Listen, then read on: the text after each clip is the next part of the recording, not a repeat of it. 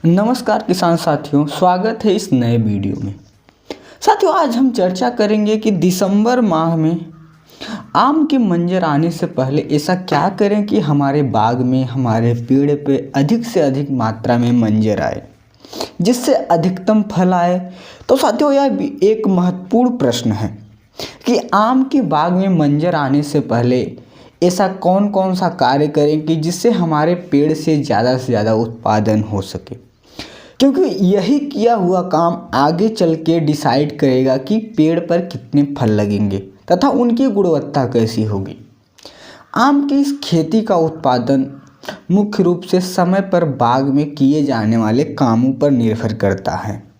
अगर हम एक भी कार्य की गतिविधि में देरी करते हैं तो यह एक भारी नुकसान का कारण बन सकती है और हमारी पूरी मेहनत बर्बाद हो सकती है।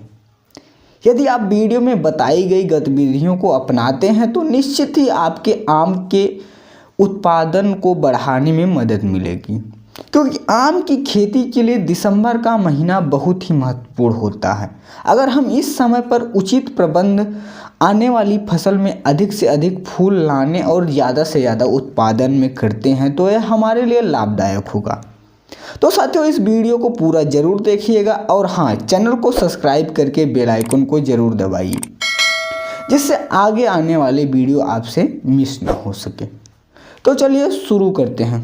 तो साथियों, सबसे पहले बात आती है कि सिंचाई प्रबंधन की, यानी कि वाटर मैनेजमेंट की।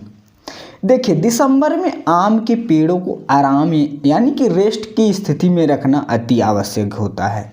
इसके लिए क्या करना है कि आपको पेड़ों में सिंचाई पूरी तरह से बंद कर देना है, क्योंकि इससे पेड़ों में पुष्पन के लिए आवश्यक तनाव उत्पन्न होता है। अगर हम ज़्यादा सिंचाई करते हैं तो पेड़ की जो वेजिटेटिव ग्रोथ है, यानी कि पत्तियों की अधिक बढ़वार होता है, जो फूल आने की प्रक्रिया को प्रभावित करती है। और एक बात और, अगर आपको लगता है कि मिट्टी में नमी की मात्रा ज़्यादा कम है तो आप पेड़ से दूर पर एक हल्की सिंचाई कर सकते हैं। अब अगली बात आती है कि पोषण प्रबंधन की, यानी कि न्यूट्रिएंट मैनेजमेंट की। किसान साथियों, वैसे तो संतुलित न्यूट्रिएंट मैनेजमेंट ही अधिक पुष्पन में सहायक होता है, लेकिन दिसंबर में नाइट्रोजन उर्वरकों का प्रयोग कतई ना करें, क्योंकि क्या होता है कि यह एक नई पत्तियों के विकास को बढ़ावा देता है, जो कि फूल आने में रुकावट उत्पन्न कर सकता है, जिससे ज़्यादा से ज़्यादा फूल हमारे पेड़ में नहीं आ पाते। इसलिए मेरा यही सलाह है कि आप लोग दिसंबर में नाइट्रोजन फर्टिलाइज़र को न दें। अब तीसरी बात आती है कटाई छटाई, यानी कि प्रूनिंग और क्लीनिंग की। तो किसान साथियों, दिसंबर के महीनों में पेड़ों की सूखी और रोगग्रस्त और ऐसी टहनियाँ जो आवश्यक न हो उनकी कटाई छटाई कर दे, ताकि जो पूरा जोर है नई टहनियों की तरफ आ सके और फूल आने में लगा सके। छटाई से होता क्या है कि पूरे पेड़ में प्रकाश तथा हवा का संचार बेहतर तरीके से होता है। और एक बात और आम के बाग में अगर खरपतवार हैं तो उसको भी आप हटा दें। अब अगली चौथी बात आती है हार्मोनल स्प्रे, यानी कि हार्मोन का प्रबंधन।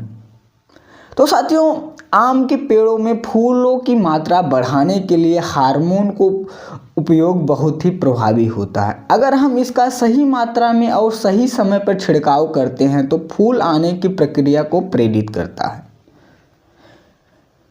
तो इसके लिए नेप्थनिल एसिटिक एसिड, यानी NAA, जो मार्केट में प्लानोफिक्स नाम से मिलता है, इसकी 1 ml की मात्रा को प्रति 3 लीटर पानी में मिलाकर छिड़काव करें। यह फूलों के आने में एवं फूल के आने के बाद फूल के झड़ने को रोकने में सहायक होता है, जिससे हमारे फूल की मात्रा बढ़ती है। तो साथियों, अगली बात आती है कि सॉइल मैनेजमेंट, यानी मिट्टी के प्रबंधन की। तो इसके लिए किसान साथियों, हमें पेड़ के चारों ओर गीली और सूखी घासों को बिखेरना चाहिए, जिससे होता क्या है कि मिट्टी की नमी बरकरार रहती है और साथ ही साथ मिट्टी का तापमान सही रहता है।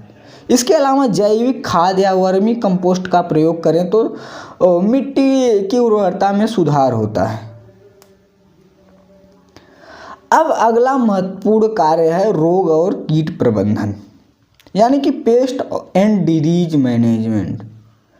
तो साथियों एक महत्वपूर्ण चीज़ है, अगर हमें जहाँ कहीं भी डाई बैक रोग के लक्षण अधिक दिखाई देते हैं तो इस रोग के प्रबंधन के लिए आवश्यक है कि जहाँ तक टहनी सूख गई है उसके आगे 5 से 10 सेंटीमीटर हरे हिस्से तक टहनी की कटाई करनी है तथा उस दिन कॉपर ऑक्सीक्लोराइड नामक दवा को 3 ग्राम प्रति लीटर पानी के साथ मिलाकर छिड़काव करना है।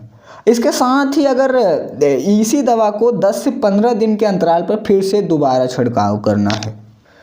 साथियों इसके अलावा अगर आपको लगता है कि आपके बाग में पाउडरी मिल्ड्यू का सिम्टम दिखाई दे रहा है तो उसके लिए घुलनशील सल्फर फफूंदी नाशक 2 ग्राम प्रति लीटर पानी में घोलकर छिड़काव करें। इससे हमारे बाग में जो पाउडरी मिल्ड्यू रोग है उसका प्रकोप कम होता है। इसके अलावा किसान साथियों ठंड के बचाव के लिए बाग के चारों तरफ हल्की सिंचाई के माध्यम से नमी बनाए रखें।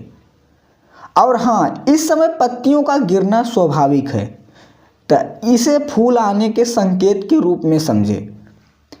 तो साथियों आशा करते हैं जानकारी आपके लिए बागों में फूल की मात्रा बढ़ाने के लिए कारगर होगी तथा अधिक से अधिक फल भी लगेंगे।